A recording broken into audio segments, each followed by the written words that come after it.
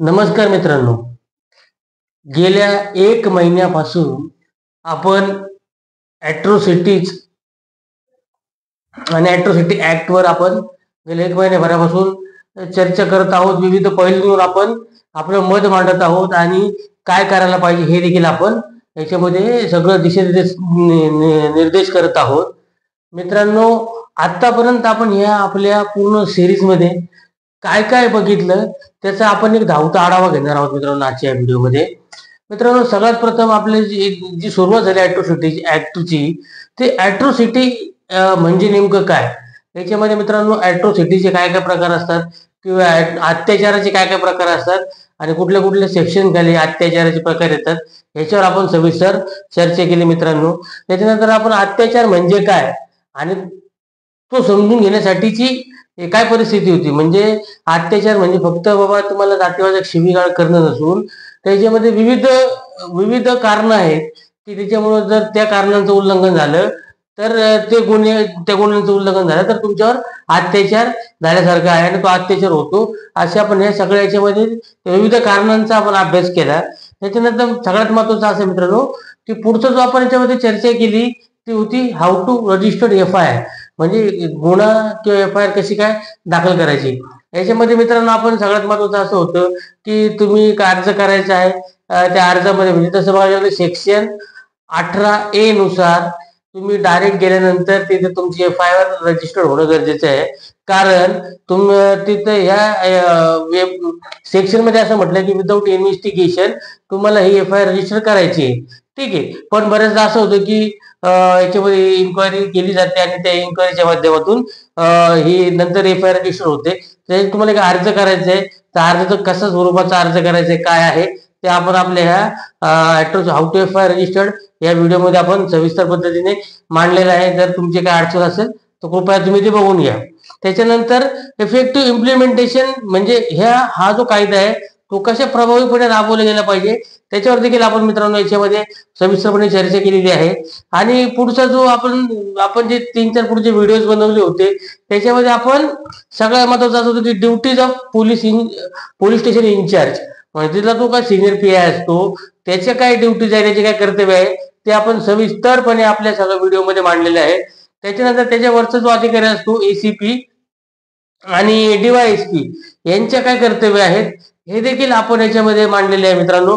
तुमच्या लक्षात असेल तर ॲट्रॉसिटीचे जे इन्व्हेस्टिगेशन करतात तो जो अधिकारी असतो तो ACP किंवा DYSP लेवलचा अधिकारी असतो. हे तुम्हाला माहिती असलं पाहिजे म्हणून मी परत एकदा सांगतोय सगळ्या गोष्टी.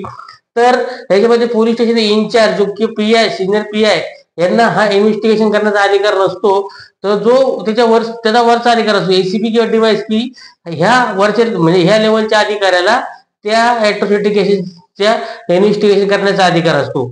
त्याचा पुढचा जो मित्रांनो मुद्दा आहे तो आहे ड्युटीज ऑफ SP आणि DCP, म्हणजे जो SP आहे आणि म्हणजे ग्रामीणमध्ये SP म्हणतात आणि शहरामध्ये तो CP किंवा DYSP दर्जाचा अधिकारी असतो. त्यांचे काय कर्तव्य आहेत ते आपण आपल्या पुढच्या व्हिडिओमध्ये घेतले होते. त्याच्यानंतर आपण बघितलं मित्रांनो की रोल्स ऑफ स्पेशल कोर्ट जे असतात ते ह्या केसमध्ये बनवले जातात. म्हणजे ह्या ॲट्रॉसिटीच्या मॅटरमध्ये विशेष न्यायालयाची स्थापना केली जाते. आता त्याच्या काय रूल्स आणि जबाबदाऱ्या असतात ते आपण सविस्तरपणे आपण बघितलं मित्रांनो सगळ्या या व्हिडिओमध्ये. त्याच्यानंतर पुढचं जो होतं की त्याच्यामध्ये रिहॅबिलिटेशन मेजर्स म्हणजे पुनर्वसनाचे काय काय मूलभूत तत्व आहेत ते आपण याच्यामध्ये मांडली होती. त्याच्यानंतर जागा जमिनीचे अधिकार land rights and atrocity act हे पण आपण याच्यामध्ये बघितलं होतं. त्याच्यामध्ये अनुसूचित जाती जमातीचे जे व्यक्ती असतो त्याला विशेष अधिकार त्याच्यामध्ये जागा संदर्भातले दिलेले असतात ते आपण बघितलं. त्याच्यानंतर पुढचा जो मुद्दा होता मित्रांनो की मीडियाचा काय रोल आहे याच्यामध्ये सगळ्या ॲट्रॉसिटीकडे बघण्याचा, याच्यावर आपण एक सविस्तर व्हिडिओ बनवला की मीडियाचा पार्टिसिपेशन काय आहे सगळं ॲट्रॉसिटी कायद्याकडे बघण्याचं आणि तर कशा पद्धतीने हे ॲट्रॉसिटीकडे बघितलं जातं.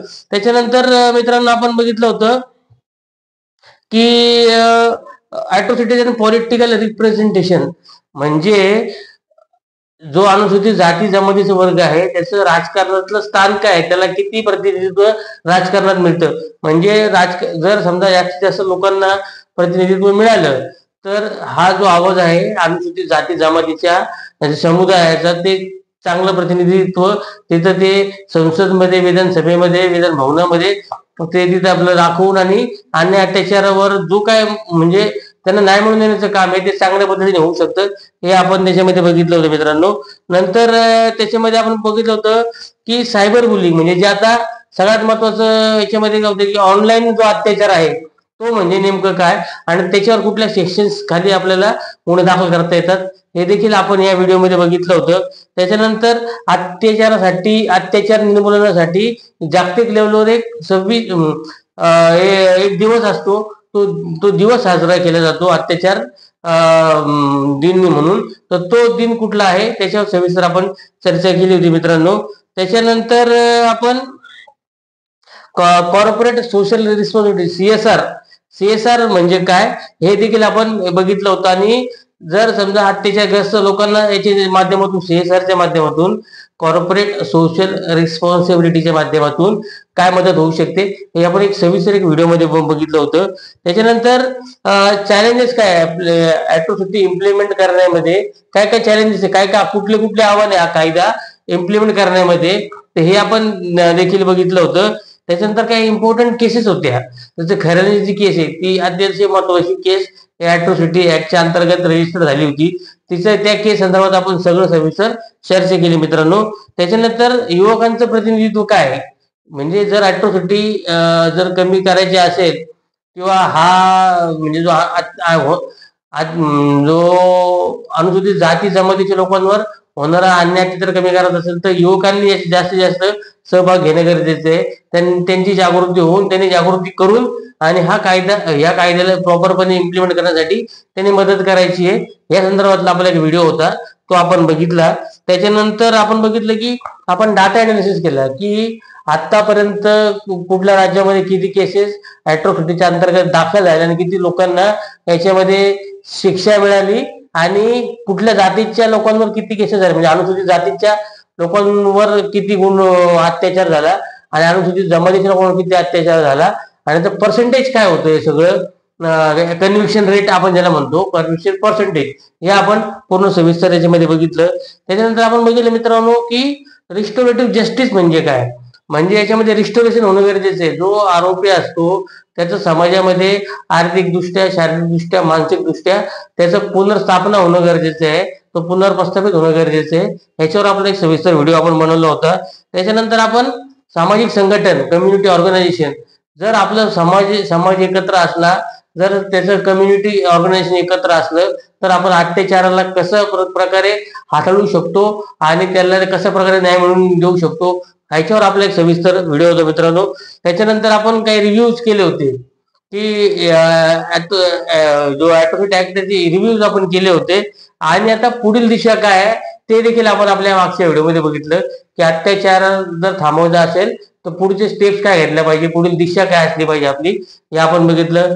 तर धन्यवाद मित्रांनो, आपण आतापर्यंत या सिरीज मध्ये आपल्याला खूप चांगला प्रतिसाद दिला तुम्ही, त्याबद्दल मी तुमच्या सगळ्यांचे आभार व्यक्त करतो. आणि जर तुम्हाला जर काही प्रश्न असतील तर मी तुम्हाला विनंती करतो की तुम्ही हे जे काही सगळे आतापर्यंत जे काही 28-29 भाग आहेत ते तुम्ही कृपया करून बघा सगळे, आणि बघून आणि मग तुमच्या ऍट्रॉसिटी बद्दलची समज, गैरसमज त्याच्यामध्ये काय आहे ते सगळं तुमचं क्लिअर होईल.